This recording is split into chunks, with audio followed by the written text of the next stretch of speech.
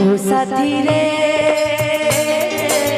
तेरे बिना भी क्या जीना, ओ तेरे बिना भी क्या जीना।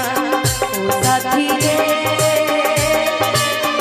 तेरे बिना भी क्या जीना, ओ तेरे बिना भी क्या जीना।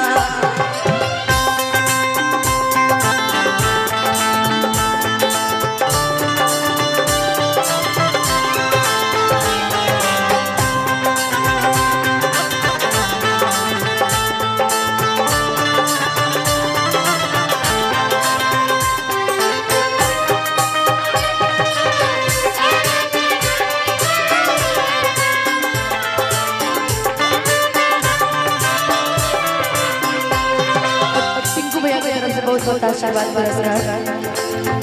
जिंदगी लागे जन्नत जैसन रहलू जब पास हो, बतिये से जुड़ल जिया भरल बा इतना मिठास हो।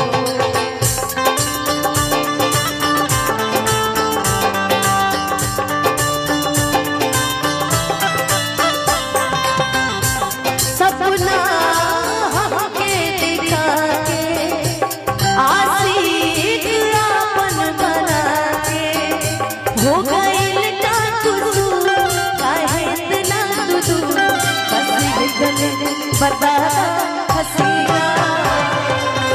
ओ साथी